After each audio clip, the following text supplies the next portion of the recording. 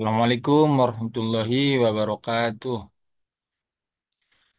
Hamdan wa syukran lillah, amma ba'du. Di sini saya akan memaparkan uh, PTK saya yang berjudul Upaya Meningkatkan Kemandirian Belajar Siswa pada Mata Pelajaran Pendidikan Agama Islam melalui model pendampingan keagamaan di kelas 4 SD Negeri 069 Mompang Julu. Kemudian latar belakang masalah yaitu terdiri dari kemandirian belajar, di mana kemandirian belajar adalah kemampuan siswa untuk mengatur dan mengarahkan proses belajarnya sendiri tanpa ketergantungan yang berlebihan pada bimbingan guru atau pihak lain. Siswa yang mandiri dalam belajar mampu menentukan tujuan belajar, memilih strategi yang tepat, dan mengevaluasi kemajuan belajarnya.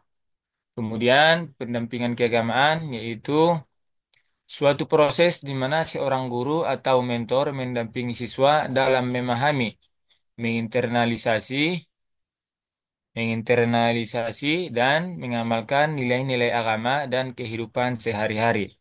Pendampingan ini bertujuan untuk membentuk karakter siswa yang religius serta meningkatkan kesadaran dan pemahaman mereka terhadap ajaran agama yang dianut. Selanjutnya, eh, pembatasan dan rumusan masalah. Pembatasan masalah yaitu penelitian difokuskan pada penerapan model pendampingan keagamaan dalam pembelajaran PAI di kelas 4 SDN 069 Mumpang Julu. Aspek yang diteliti adalah peningkatan kemandirian belajar siswa setelah penerapan model tersebut. Kemudian, rumusan masalah. Yang kedua, penelitian ini merumuskan tiga masalah utama, di mana yang pertama mengidentifikasi penyebab rendahnya kemandirian belajar siswa dalam mata pelajaran PAI, dan yang kedua mengetahui upaya-upaya yang diterapkan untuk meningkatkan kemandirian belajar siswa dalam mata pelajaran PAI, dan seterusnya yang ketiga menjelaskan metode yang digunakan untuk meningkatkan kemandirian belajar siswa dalam mata pelajaran PAI melalui model pendampingan keagamaan. Dan kemudian tujuan penelitian, yaitu tujuan utama penelitian ini bertujuan untuk mengetahui faktor-faktor yang menyebabkan rendahnya kemandirian belajar siswa dalam pelajaran PAI. Upaya yang dilakukan untuk meningkatkan kemandirian belajar siswa dalam pelajaran PAI. Dan langkah-langkah yang ditempuh untuk meningkatkan kemandirian belajar siswa melalui model pendampingan keagamaan. Terusnya, manfaat penelitian bagi siswa, penelitian ini diharapkan dapat meningkatkan kemandirian belajar siswa dalam memahami dan mengamalkan ajaran agama Islam, sehingga mereka dapat lebih bertanggung jawab dalam proses belajar.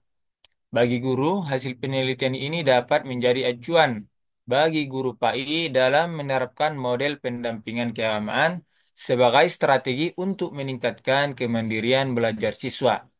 Kemudian bagi sekolah, penelitian ini dapat memberikan kontribusi dalam upaya meningkatkan kualitas pembelajaran PAI di SDN 069 Mompang Julu, model pembelajaran yang dapat diadopsi oleh sekolah lain.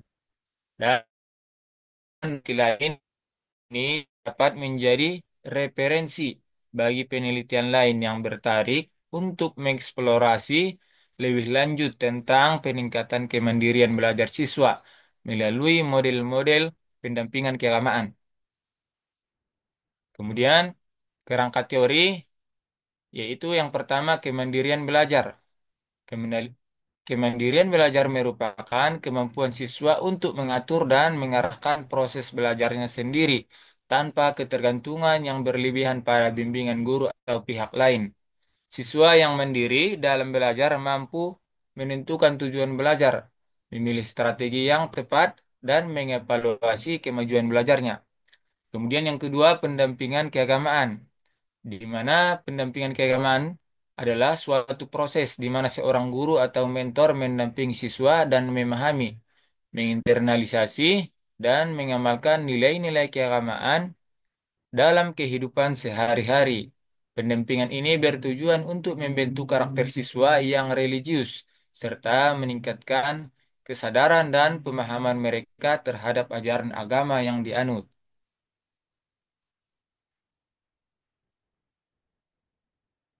Dan seterusnya yaitu kesimpulan dan saran. Kesimpulan penelitian ini menyimpulkan bahwa model pendampingan keagamaan dapat menjadi strategi yang efektif untuk meningkatkan kemandirian belajar siswa dalam mata pelajaran PAI. Hasil penelitian menunjukkan bahwa melalui pendampingan keagamaan, siswa dapat lebih aktif, mandiri, dan bertanggung jawab dalam belajar pendidikan agama Islam. Kemudian saran penelitian ini memberikan beberapa saran untuk meningkatkan kemandirian belajar siswa dalam mata pelajaran PAI, baik bagi siswa, guru, kepala sekolah, dan orang tua. Sekian, Bu.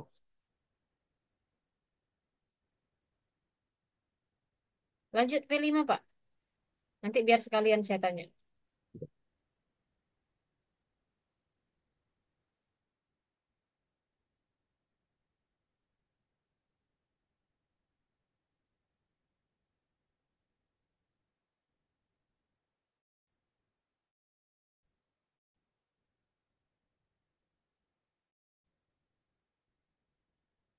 Kemudian di bagian kelima yaitu yang berjudul tentang proyek, yaitu proyek daur ulang tempat pensil dari botol aqua bekas. Tujuan pembelajaran yaitu menguasai daur ulang. Peserta didik mampu mendaur ulang limbah plastik menjadi produk bermanfaat. Yang kedua, menumbuhkan kepedulian. Peserta didik menunjukkan sikap peduli terhadap lingkungan. Kemudian yang ketiga, meningkatkan kerjasama. Peserta didik mampu bekerja sama secara efektif dan dalam kelompok.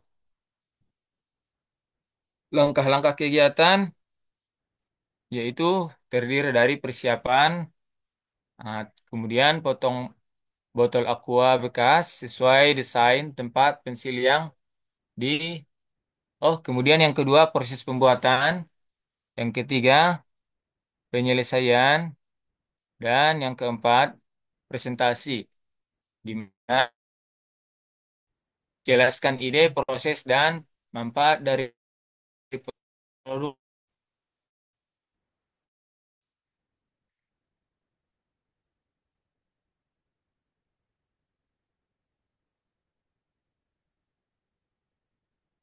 Kemudian penilaian proyek, di mana aspek yang dinilai yaitu kreativitas, inovasi, inovasi dan estetika dalam hasil karya, kepedulian terhadap lingkungan, kriteria upaya nyata dalam mengurangi limbah dan menggunakan bahan bekas optimal. Kemudian kerjasama, efektivitas kerja tim, termasuk pembagian tugas dan kolaborasi. Selanjutnya penyelesaian proyek, ketepatan waktu dan kualitas produk.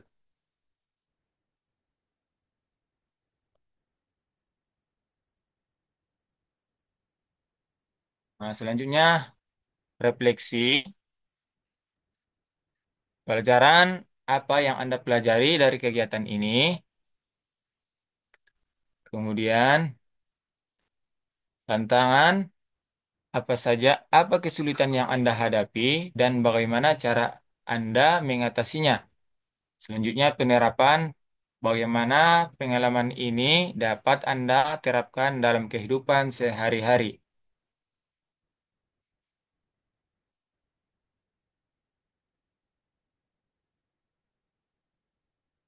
Oke, sudah, Pak? Ya, sudah, Bu. Oke, sudah. Oke, baik. Kalau sudah, kita ke P5 dulu ya. Jadi coba ke judul dulu, Pak.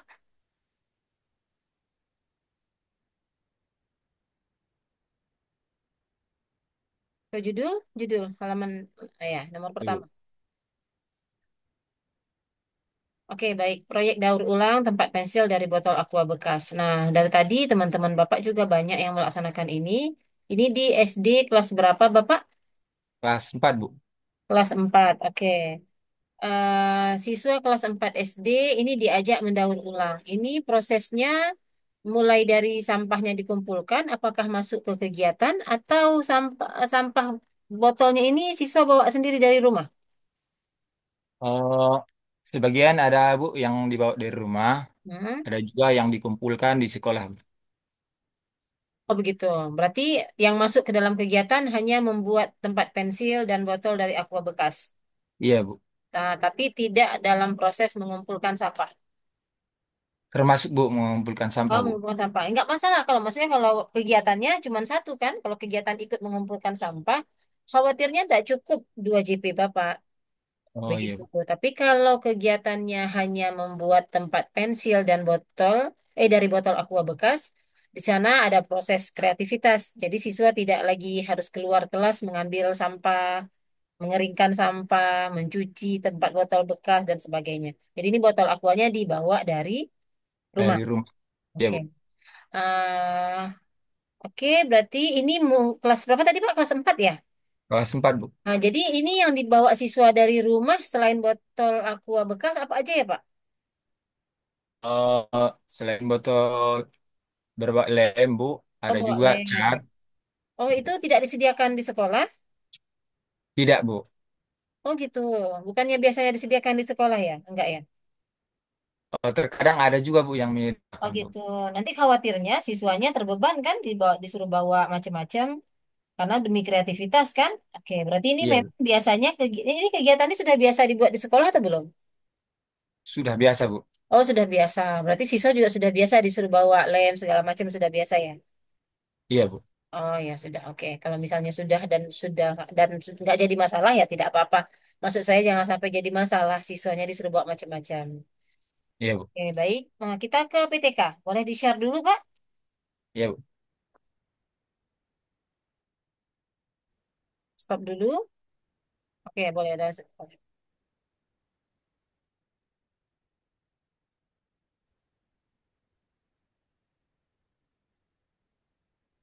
Oke oke upaya meningkatkan kemandirian belajar. Baik.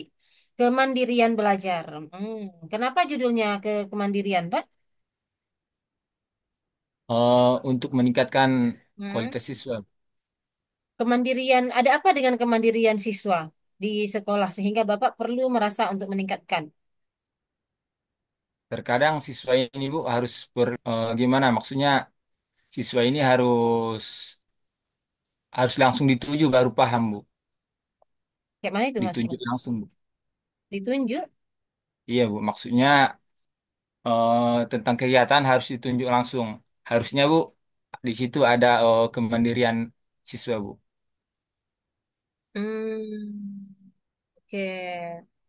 Saya khawatir nanti ini harus ada angket kemandirian, lalu melalui model pendampingan keagamaan. Gimana itu maksudnya model pendampingan keagamaan?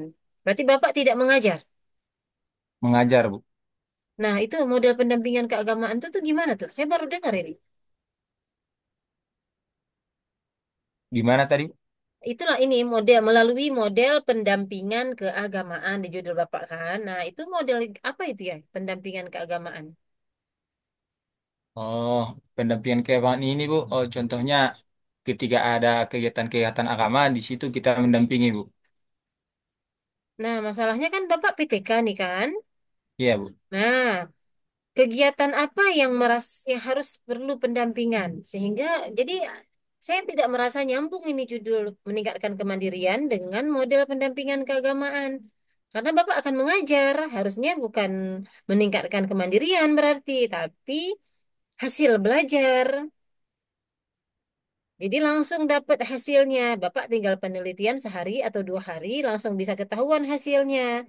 Tapi kalau model pendampingan keagamaan berarti apanya yang didampingi? Begitu maksud saya. Sepertinya ini PTK yang kemarin tuh bukan, Pak? Yang kemarin Bu. Ini yang kemarin ya. Iya Bu. Apa saya yang nggak terlalu baca judulnya? Karena rata-rata judulnya hasil belajar. Begitu. Pakai modelnya ada yang PBL, ada yang metode drill. Nah, ada yang cooperative learning, yang sederhana, yang umum dipakai masih saya okekan. Nah, ini agak sulit nanti Bapak jalankan di PTK Bapak, model pendampingan keagamaan. Kenapa tidak pakai model PBL atau PJBL atau pendekatan TPACK atau pendekatan DBL seperti yang Bapak sudah buat modul ajarnya kemarin. Ya, Itu saran saya ya Pak, karena biar ya, biar Bapak memudahkan nanti juga. Begitu. Kalau nggak nanti saya agak bingung nih gimana bab empatnya Bapak buat. ya, Begitu. Oke. Boleh tengok rumusan?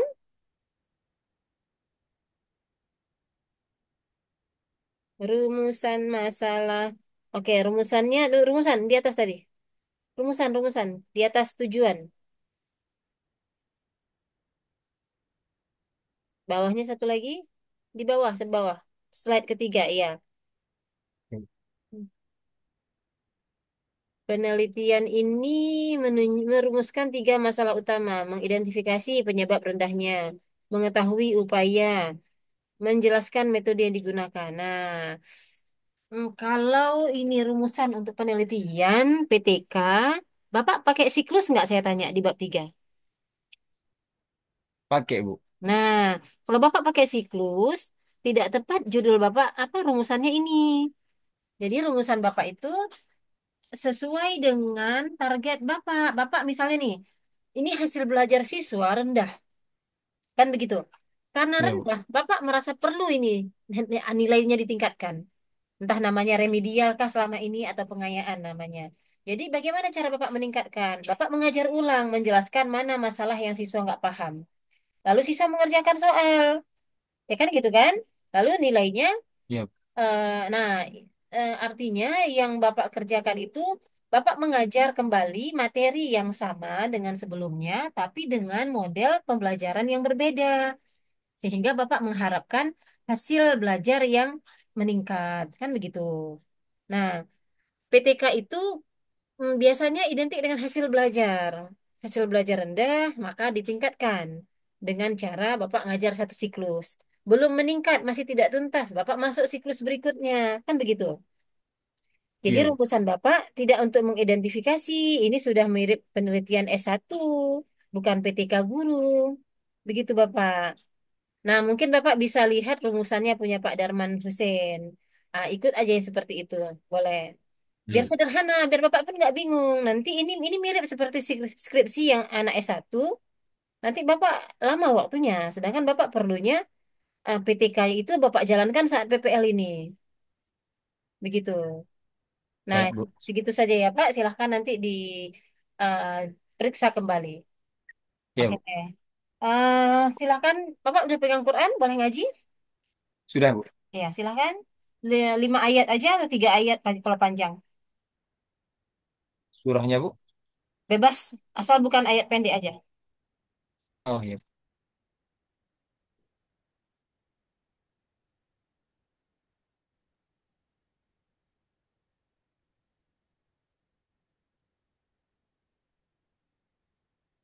أعوذ بالله من الشيطان الرجيم.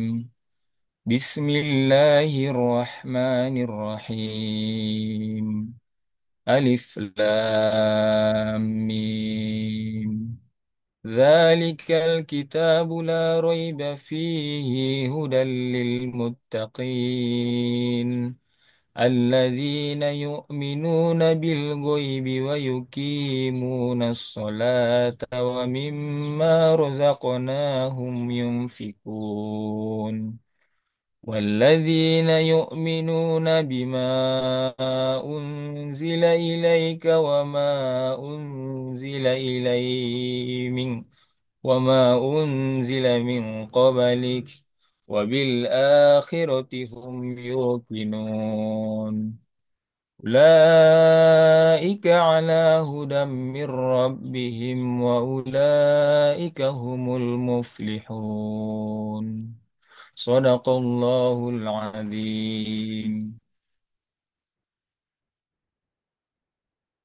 Oke, boleh tuliskan ayat ketiganya, Pak. Ya,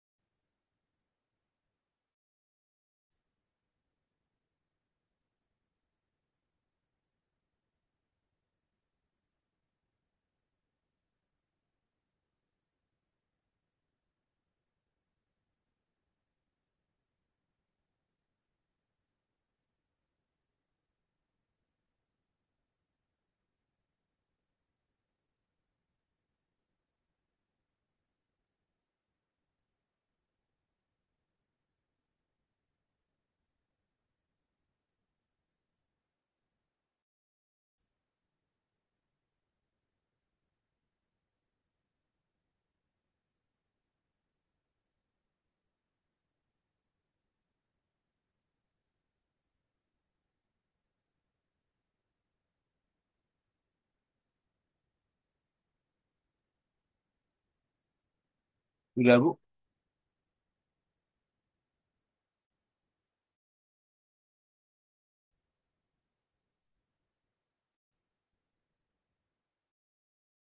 Ya, Bu. Tunjukin Pak, boleh ditunjukin?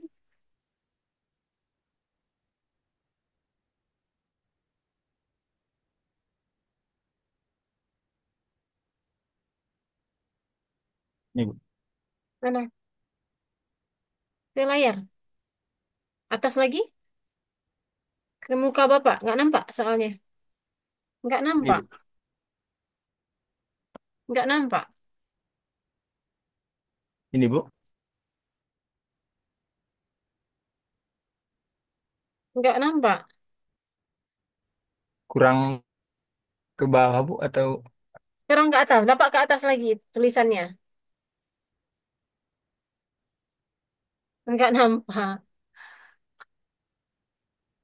ini, Bu. Nggak nampak. Bapaknya juga hilang dari layar. Hilang, Bu. Hmm. Ini kelihatan, Bu. Pas saya, Nah, Bu. bapaknya kelihatan. Tulisannya belum. Ini, Bu. Wah, mungkin karena oh ya, sikit lagi, Pak. Sikit lagi. Ke atas, Bu. Bapaknya jangan hilang dari layar karena putih ketemu putih Oh, hilang dia. ya, Bapaknya Bu. kan pakaiannya gelap. Nah, dikit lagi ke atas dikit.